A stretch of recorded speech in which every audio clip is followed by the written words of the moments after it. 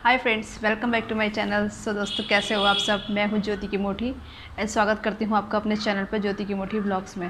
So friends, thumbnail पे आप लोगों ने देख ही दिया हो, प्रेगनेंसी के टाइम पे हम लोग जो हमारे पैरों में आने वाली स्वेलिंग है उससे भी क्या हम लोग पता कर सकते हैं कि हमें क्या जेंडर होने वाला है।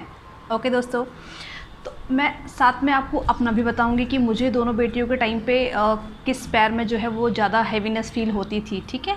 और साथ में आप लोग भी अपना अपना एक्सपीरियंसेस मेरे साथ ज़रूर शेयर करना, जैसे कि आप लोग करते हैं। सो स्टार्ट करते हैं नया ब्लॉग।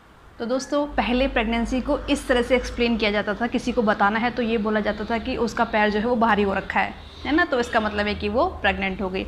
अच्छा, अब पैर भारी हो रखा है तो उसमें भी फिर जैसे कि अब है, अब तरीके अलग हैं, पहले के अलग थे। किसी की बहू अगर प्रेग्नेंट है तो सास ये देखा करती थी कि इसका कौन सा वाला पैर जो है वो भारी है, किस पैर में ज़्यादा हैवीनेस है, तो उससे जो है वो क्लियर हो जाता था कि हाँ, कि अगर आपका प्रेगनेंसी के टाइम पे है ना, अगर आपका राइट वाला पैर जो है वो भारी हो गया है, ठीक है, मतलब इसका मतलब यही है ना कि बेबी राइट साइड में है, राइट साइड में है मतलब कि पूरा वाला जो पोर्शन होता है वो पूरा भारी हो जाता है ना, तो वो राइट वाला पैर भी ऑटोमेटिक भारी हो जाता है। बॉय होगा, ठीक है, लड़का माना जाता था। और अगर आपके उल्टी साइड में है, लेफ़्ट साइड में है और लेफ़्ट वाला जो पैर है वो भारी हो चुका है आपका, तो फिर आपको बेबी गर्ल होगी, ठीक है। अब मैं बताती हूँ आपको अपना, मेरी 2 बेटियां हैं, ठीक है। तो पहली वाले के टाइम पे तो बिल्कुल सही बात है कि मुझे उल्टा वाला पैर जो था वो हैवी हो गया था। मुझे उसी में हैवीनेस से जो पेन रहता था, मतलब मुझे तो वो उल्टी साइड में रहता था, क्योंकि बेबी जो थी मेरी वो लेफ़्ट में स्टार्टिंग से लेकर लास्ट तक लेफ़्ट में ही रही, बिल्कुल भी मूव नहीं हुई, क्योंकि वो उल्टी थी तो वो उसने अपनी पोजीशन बिल्कुल भी चेंज नहीं करी, ठीक है। पहले बड़ी बेटी ने मेरी, तो मेरे को जो लेफ़्ट वाला पोर्शन था वो पूरा का पूरा हैवी रहा था, मतलब तो मुझे लेफ़्ट वाले पैर में जो है हैवीनेस बनी रही थी। फर्स्ट बेटी के टाइम की बात करूँ, ठीक है। अगर मैं दूसरी बेटी की बात करूँ तो इसके टाइम पे क्या हो गया था, जो स्टार्टिंग के मंथ थे मुझे, ठीक है, स्टार्टिंग के मंथ पे क्या हुआ कि सबसे पहले जो मुझे पेन हुआ वो मुझे हुआ राइट वाले पैर में। अब लो, यहाँ पर तो सारा कुछ उल्टा हो गया। अब इसमें मुझे क्या हुआ, मुझे राइट साइड में पहले राइट वाले पैर में पेन हुआ, ठीक है। अब 1 महीने तक वो पेन रहा और वो इतना ज़्यादा पेन होता था कि मैं रात को सो भी नहीं पाती थी, इतना ज़्यादा पेन होता था राइट वाले पैर में, ठीक है। 1 महीना मुझे राइट में रहा, ओके। अब फिर नेक्स्ट मंथ राइट वाला सही हुआ तो लेफ़्ट में मुझे पेन चालू हो गया, ठीक है। अब फिर उसके बाद जब जैसे ही वो वाला भी कुछ दिन वो भी चला, पहले राइट में हुआ फिर लेफ़्ट में हुआ।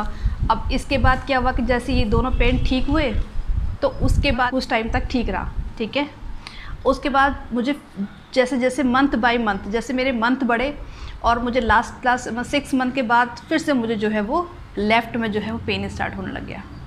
शुरुआत में मुझे लेकिन लेफ़्ट और राइट दोनों में हुआ, ठीक है। तो ये थोड़ा सा कन्फ्यूज़न है, बट कंक्लूज़न यही निकलता है कि जो ज़्यादा पेन है वो लेफ़्ट साइड में ही रहा, ठीक है। तो और बेबी गर्ल का भी लेफ़्ट में ही माना जाता है। इसको एक as a fun, as a entertainment लेना।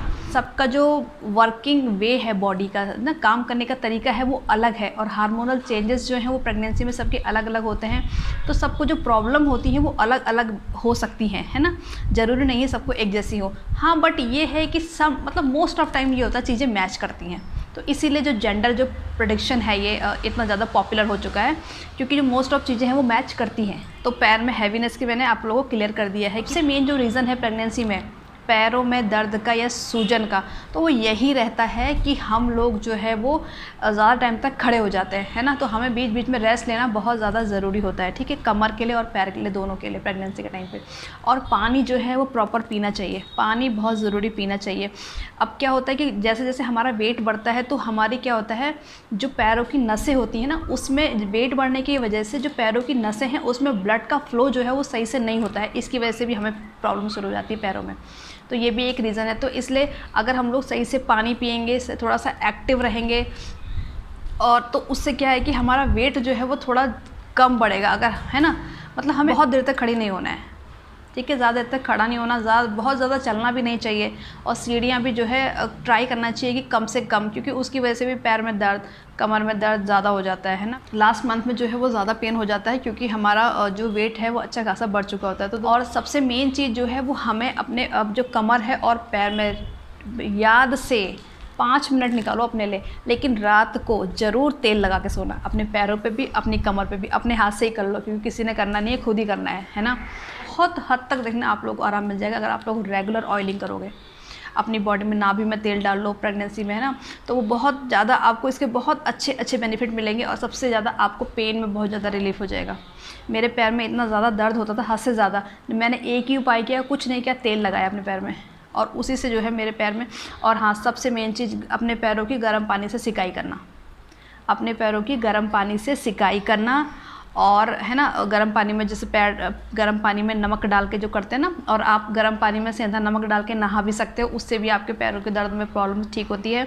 और आप गर्म पानी से सेक भी कर सकते हो। कभी कभी आप लोग आइस बैग होता है उससे भी सिकाई कर सकते हो पैरों की, उससे भी आपको थोड़ी बहुत आराम मिलेगा। पैरों में दर्द है, सूजन है ना, किसी भी तरह की क्रैम्प आ रहा है पैरों में, क्योंकि जैसे जैसे मंथ बढ़ते हैं तो उससे भी प्रॉब्लम बढ़ती जाती है, सूजन, क्रैम्प।